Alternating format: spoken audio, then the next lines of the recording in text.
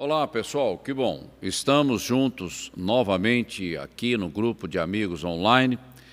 Graças a Deus pela tua vida, pelo teu interesse nesta série de estudos que nós estamos trazendo a respeito do grande mandamento que nós temos na Bíblia, amar a Deus em primeiro lugar, ou acima de todas as coisas, como eu costumo dizer. E a semana passada a gente entrou no estudo número 5, doando-se a Deus.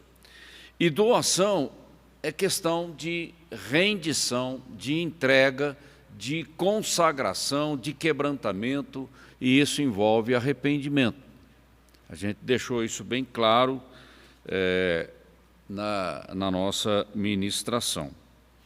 E a coisa mais difícil para nós é entregar o coração. Por quê? A nossa alma ainda ela interfere muito com o seu egoísmo, com o seu individualismo, com as suas preferências. E a alma desalinhada, ela expressa uma coisa que na Bíblia é tratada como carnalidade. E isso se opõe ao trabalho do Espírito Santo. Só que a minha vontade tem que prevalecer sobre a minha alma. Caso contrário, vai ficar difícil. Porque a alma tem a mente, tem emoções, né? Tem os sentidos, mas acontece que a minha vontade, ela tem que se inclinar para Deus. E ela milita contra as concupiscências da minha carne. É uma guerra interna, interior, que nós desenvolvemos contra nós mesmos. Porque se você deixar no modo stand-by, olha, a gente vai para baixo. A gente nunca vai para cima, vai para baixo. Então a vontade tem que estar o tempo todo estabelecendo limites a respeito das coisas da nossa alma. Então a gente chama isso de alinhar a nossa alma com a perfeita vontade de Deus. E a gente discutiu bastante o texto de Marcos, capítulo 8, ali no versículos 34 e 35, a respeito de seguir a Cristo. E a gente enfatizou, morrer para si mesmo, para o meu egoísmo, o egoísmo da minha alma. Porque morrer para si mesmo não tem sentido de uma morte física. E quando você nasce de novo, você não é santificado num passe de mágica. Santificado aqui eu estou falando de caráter, de comportamento. O teu espírito está pronto, mas a carne é fraca. Foi o que Jesus disse. O espírito está pronto. Posicionalmente em Cristo, nós estamos salvos. É isso que ele está dizendo, a justificação. Mas a carne é fraca, ou seja, a nossa natureza humana, que fala da nossa alma, ela é oscilante, ela uma hora está lá em cima, outra hora está lá embaixo, e ela se opõe ao trabalho do Espírito Santo, que quer nos levar por um caminho de obediência.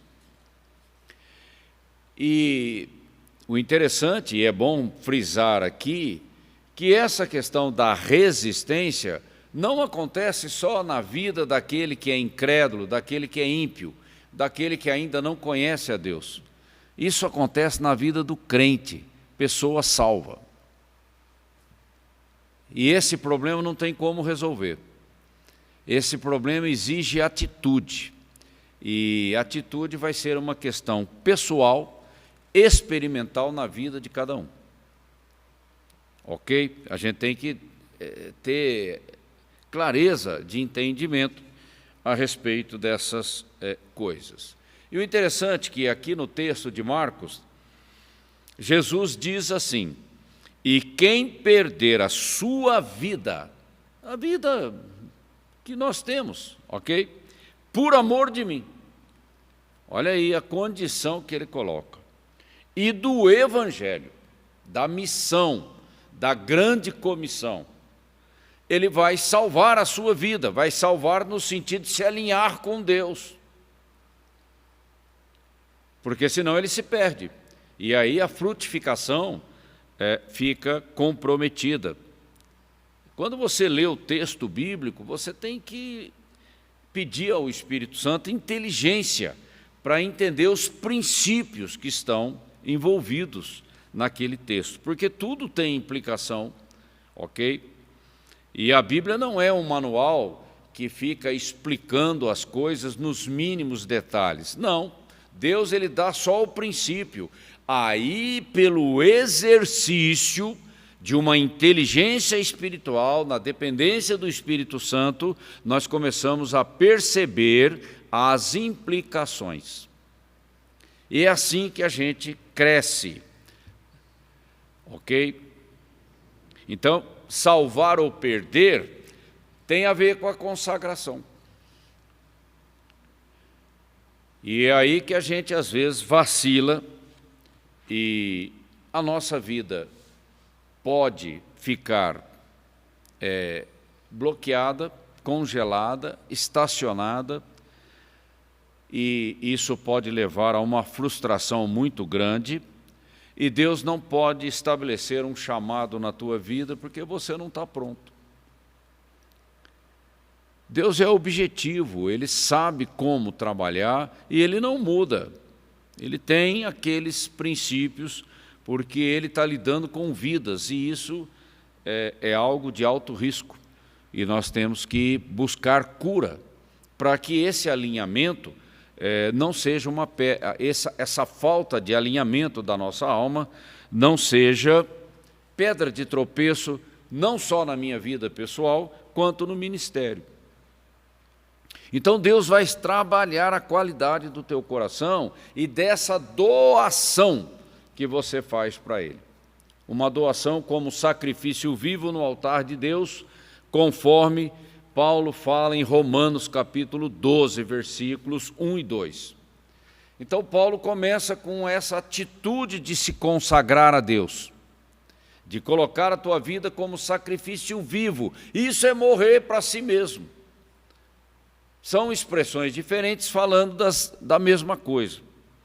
E ele traz a questão do arrependimento, que me leva a uma metanoia, que é uma mudança de entendimento, para que eu possa conhecer a perfeita vontade de Deus e, obedecendo, experimentar o melhor de Deus para a minha vida. Paulo ele coloca a coisa bem concatenada, numa equação bem organizada de como deve ser o nosso procedimento. E o problema é que nós começamos a questionar o processo do Espírito. E aí é que a gente acaba ficando pelo caminho. O Espírito sempre vai trabalhar dessa forma. E encerrando a ministração da semana passada, eu fiz uma breve comparação entre Davi e Saul. Hoje eu estava pesquisando sobre esse assunto e alguém levantou 20 diferenças entre Davi e Saul. E realmente há uma diferença gritante entre os dois. Mas aonde está o ponto? O coração. Davi tinha um coração em Deus, Saul não. E aí começa a confusão. É simples assim, não precisa ficar com muitos detalhes. Não? Davi aprendeu a depender de Deus, a confiar em Deus, e isso exige humildade, isso exige submissão. Saul não. Saul não veio dessa escola, ele veio de outra formação. Tanto é que o reinado de Saul foi uma tragédia, foi um fiasco na história de Israel. E acabou que Deus rejeitou Saul. Por quê? A falta de um coração que se inclina para Deus me leva para a desobediência. Aí eu estou mais interessado em impressionar a opinião das pessoas do que agradar a Deus. E aí você comete um monte de erros e só vai complicando e piorando a situação. Então, esse caminho não funciona, não adianta. Porque a Bíblia diz que Deus resiste ao soberbo, ao orgulhoso, ao arrogante, aquele que se acha. Não vai funcionar, não adianta tentar, não adianta insistir no ponto, porque não vai funcionar. E outra característica interessante, e tem a ver com o coração e com a consagração, Davi, quando foi confrontado por Deus, ele imediatamente se arrependeu. Quando o profeta confrontou o pecado na vida dele, ele prontamente, não foi fazer um retiro, não foi consultar ninguém, ele falou: pequei contra ti, Senhor, me perdoa. E Davi, interessante, ele era um cara resolvido. Quando ele perdeu o filho de Batseba, ele não ficou se lamentando a vida inteira. Não. Ele reconheceu o pecado, ele reconheceu a soberania de Deus, ele tinha temor no coração e prontamente ele resolveu aquela situação e foi ao tabernáculo adorar a Deus. Mas que atitude estranha, você acabou de perder um filho, vai adorar a Deus? Sim, eu quebro o meu luto, eu encerro o meu jejum e tal, e vou adorar a Deus, porque Deus é maior do que tudo. É um coração diferente. Saul ficou justificando quando foi confrontado. Não, porque o povo, não, porque isso, não, porque aquilo. O profeta falou para ele: não foi isso que Deus pediu. Então ele vai fazendo coisas erradas para impressionar pessoas e depois, quando é confrontado, fica acrescentando mentiras para se justificar. Isso não funciona. Com Deus não funciona, é máscara. Deus vai quebrar isso. Porque Ele sabe que nenhuma cura, nenhuma restauração, nenhuma verdadeira edificação vem de um comportamento assim. Então Ele precisa confrontar. E isso vai doer, né?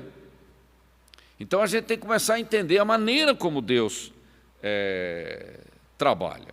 Mas aqui na apostila, o exemplo que é dado é entre João e Pedro. É a mesma coisa. É lógico que contexto diferente, mas tem a ver com consagração. Nós estamos meditando em cima desse texto de Marcos, capítulo 8, versículos 34 e 35. Morrer para si mesmo, tomar a sua cruz e siga-me. Cada um vai ter que enfrentar, ou melhor, passar por esse processo, que é o confronto de Deus na nossa vida. Não tem como sair fora disso. É uma porta estreita que nós vamos ter que atravessar. Pedro era muito afoito, ok? E quando você vê Pedro negando Cristo 3 vezes, e Cristo orou por ele, para que ele não se perdesse na sua fé, foi a intercessão de Jesus por ele. Não é? A gente percebe, e hoje eu estava concluindo a nova apostila que nós vamos ter, de uma nova série que nós vamos iniciar para frente, sobre maturidade, e eu estava exatamente analisando esse ponto na vida de Pedro. O arrependimento de Pedro, no sentido de Deus consertar o coração dele e trazer maturidade na vida de Pedro, não aconteceu ali em João 21. Ali, Jesus confronta Pedro 3 vezes: tu me amas? Mesmo naquele contexto, Pedro ainda não entendeu. Ele ficou mais ou menos ali constrangido, mas ainda ficou alguma coisa. Tanto é que ele questiona a respeito da vida de João. E deste, o que será? Jesus foi muito duro com ele. O que você tem com isso? Cuida da tua vida, siga-me você. Por que você está preocupado com a vida dele? Mas ele acabou difundindo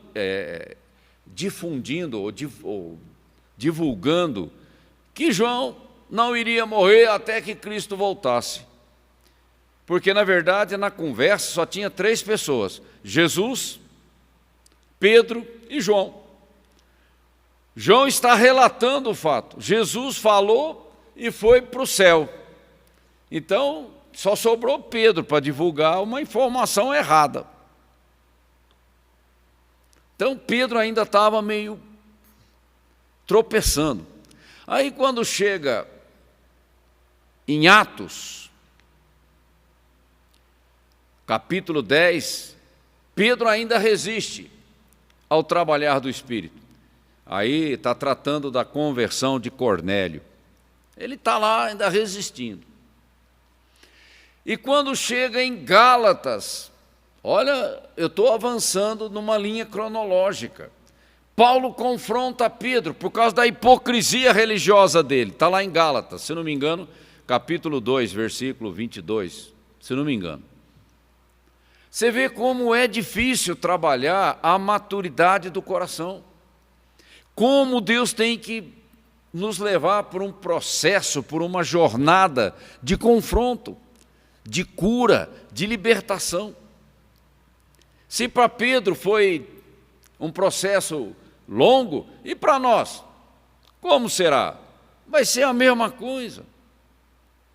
Então a diferença entre Pedro e João está na consagração.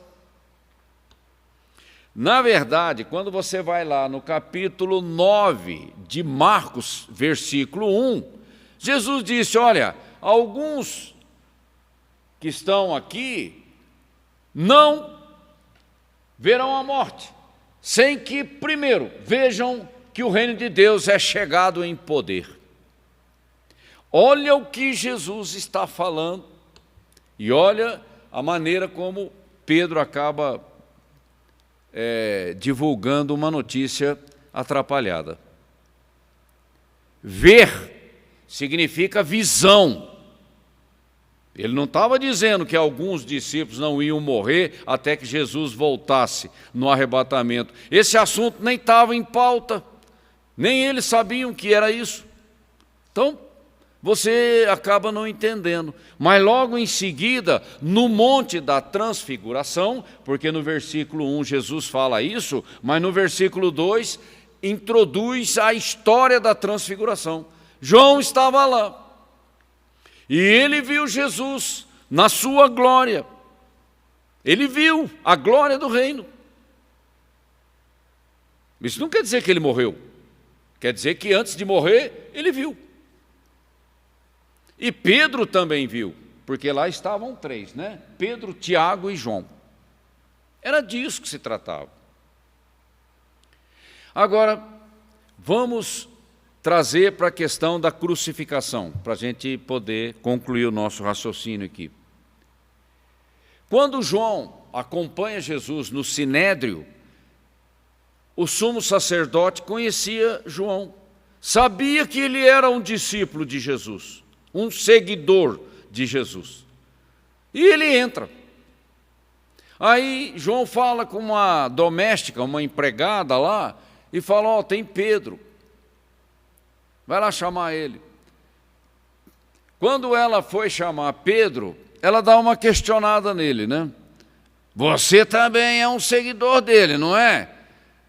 Ele poderia te dizer: sim, eu sou, como João. Mas ele não disse. Ele começou a negar. Uma situação esquisita. E só estavam os 2 lá, né? Porque o restante dos discípulos nem por ali estavam. Então você começa a perceber corações reagindo de forma diferente. E conforme Pedro vai sendo questionado, ele vai aumentando a sua negação de Cristo. João não. João falou, eu sou um seguidor dele.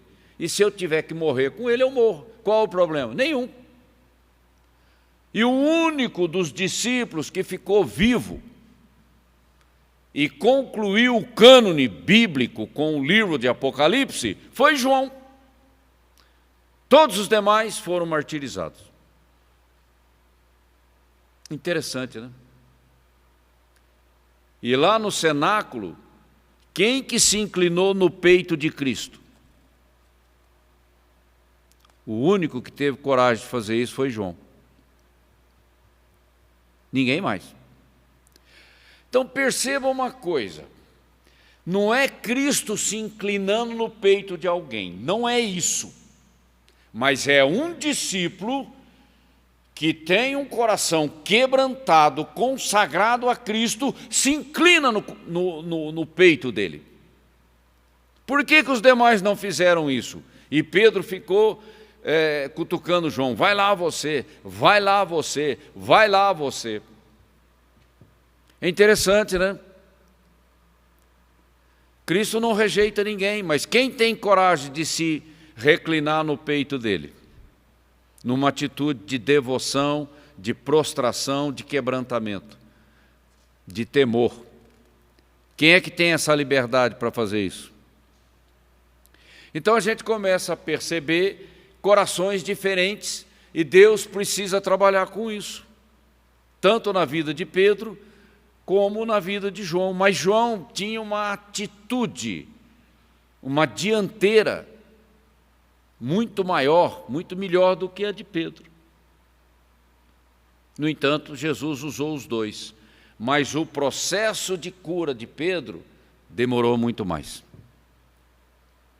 Então, a conclusão que a gente tem aqui é que não vale a pena ficar resistindo pelo caminho. Tome uma atitude. A Bíblia diz que é para nós nos achegarmos a Deus, e Ele se achegará a nós. Mas quem tem que tomar a atitude de se achegar a Ele, numa atitude de fé, de quebrantamento, de doação, somos nós. E Ele nos recebe. Então são atitudes do coração que tem a ver com esse texto de Marcos, não é? Então, não vale a pena ficar resistindo, não vale a pena se isolar, não vale a pena ir para o fim da fila, não, vá para o início da fila, seja um dos primeiros a se consagrar a Deus, a doar a sua vida a Ele e falar, ó Senhor, eu sou um pecador, mas a Tua graça me basta, eis-me aqui, faça conforme a Tua vontade, conforme o Teu querer. Isso é consagração, isso é doação. Não sou eu que apresento um plano, um projeto para Deus. A única coisa que eu tenho para dar para Deus é o meu coração. O projeto vem dEle, porque Ele sabe o que é melhor para a minha vida e o que é melhor, usando a minha vida, o que é melhor para o reino. E eu tenho que ter clareza de entendimento dessas coisas. Ok? Por hoje é só. Que você tenha uma semana abençoada, meditando com a ajuda do Espírito Santo sobre essas coisas, e que Deus faça algo tremendo na tua vida e te use tremendamente. Ok? Tenha uma boa semana e eu conto com você a semana que vem. Um grande abraço.